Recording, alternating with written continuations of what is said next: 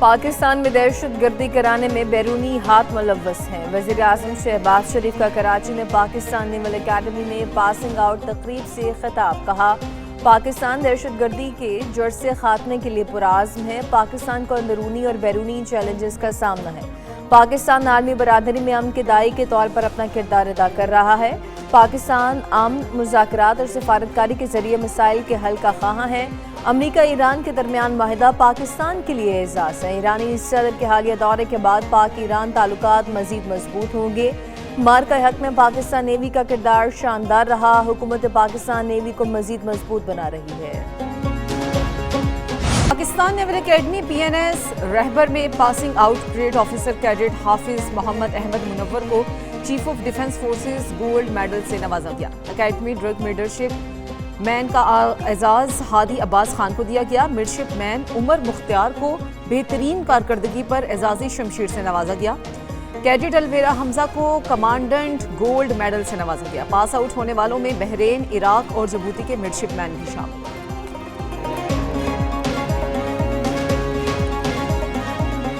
دشمنوں کا عبرتناک انجام، سیکیورٹی فورسز کا خاران اور معصوم intelligence operation. I S P R کے مطابق بھارتی پراکسی فتنہ ہندوستان کے 8 دہشت گرد ہلاک۔ معصوم میں کارروائی کے دوران خودکش بمبار سمیت 5 دہشت گرد ہلاک۔ دہشت گردوں سے اسلحہ، گولہ بارود، دھماکہ خیز مواد اور موٹر سائیکلیں برآمد۔ علاقے میں موجود دہشت گردوں کے خاتمے کے لیے کلیئرنس آپریشن جاری۔ وزیر اعظم شہباز شریف اور وزیر داخلہ محسن نقوی کا کامیاب آپریشن پر سیکیورٹی فورسز کو خراج تحسین۔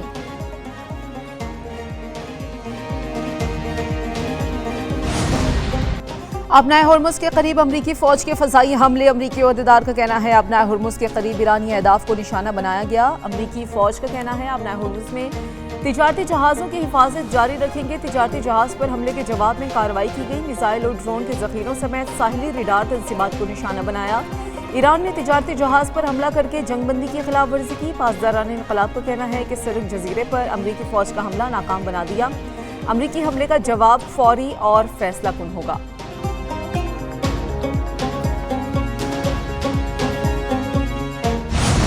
لبنان اور اسرائیل کے درمیان فریم ورک معاہدے پر دستخط۔ امریکی وزیر خارجہ مارکو روبیو کہتے ہیں کہ معاہدہ لبنان اور اسرائیل کے درمیان مستقل امن کے قیام کی طرف ایک آغاز ہے۔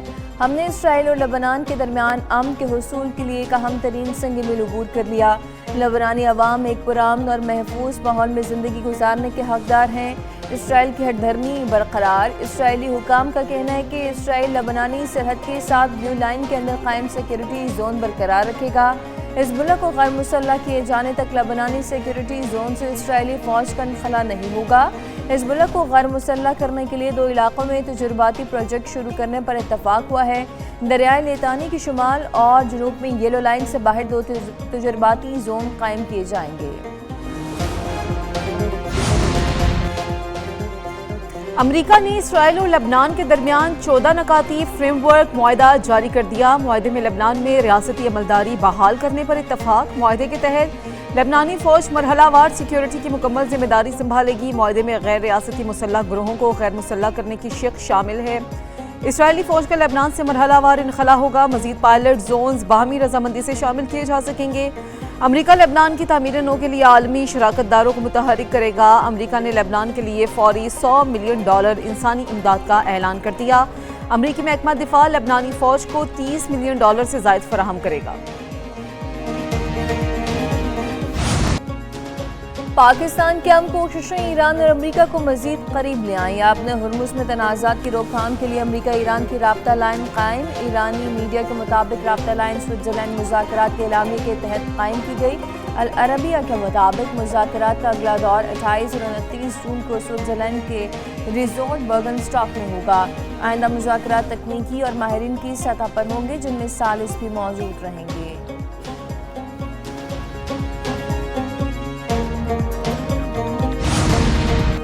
عمان کا آبنائے ہرمز پر ٹیکس وصولی کا اشارہ۔ بلومبرگ کے مطابق عمان نے اتحادی ممالک کو آگاہ کر دیا۔ آبنائے ہرمز پر جہازوں سے فیس وصول کی جا سکتی ہے۔ عمانی حکام کے مطابق جنگ سے پہلے والی صورتحال کی بحالی ممکن نہیں۔ عمان نے واضح کیا کہ وہ بین الاقوامی بحری قوانین کی پابندی جاری رکھے گا۔ تاہم ابنائے ہرمز کی صفائی اور جہازوں کی رہنمائی جیسی خدمات پر فیس عائد کی جا سکتی ہے۔ ابھی یہ واضح نہیں کہ یہ فیس تمام جہازوں کے لیے لازمی ہوگی یا نہیں۔ عمان دنیا کے مختلف اہم بحری راستوں پر رائج نظام کا جائزہ لے رہا ہے۔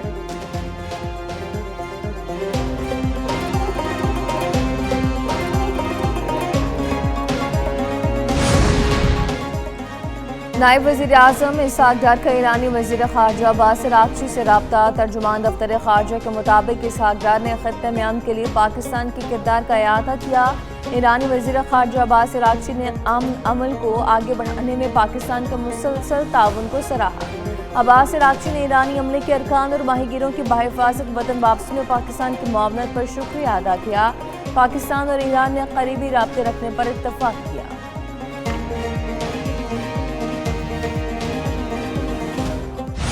عالمی منڈی میں تیل کی قیمتیں تیزی سے نیچے آنے لگیں۔ امریکی خام تیل کی قیمت $69 فی بیرل ہو گیا۔ برطانوی خام تیل $71 فی بیرل میں فروخت۔ UAE مربن کروڈ آئل کی قیمت $66 فی بیرل ہے۔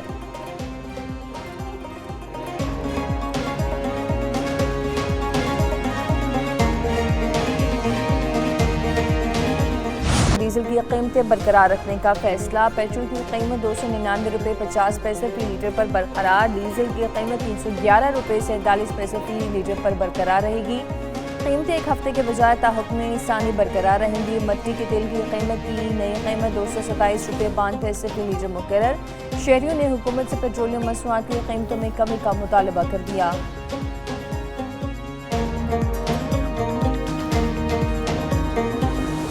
وینزویلا میں قیامت خیز زلزلے سے ہر طرف تباہی کے آثار، متعدد رہائشی اور کمرشل عمارتیں زمیں بوس۔ وینزویلا حکام کے مطابق ہلاکتوں کی تعداد 920 ہو گئی، 4000 سے زائد افراد زخمی۔ تباہ کن زلزلوں کے بعد 50,000 سے زائد افراد لاپتہ۔ عمارتوں کے ملبے سے لاشوں اور زخمیوں کو نکالنے کا سلسلہ جاری۔ 70,000 سے زیادہ مقامی خاندان زلزلے سے شدید متاثر۔ کئی ممالک کی امدادی ٹیمز وینزویلا پہنچ گئیں۔ یونیسیف کی زلزلے سے متاثرہ بچوں کے لیے مدد کی اپیل۔ اسپین کے 2 شہری بھی زلزلے سے ہلاک، 80 لاپتہ ہو گئے۔ وینزویلا کا بین الاقوامی امریکی ایئرپورٹ شدید نقصان کے باعث بند ہو گیا۔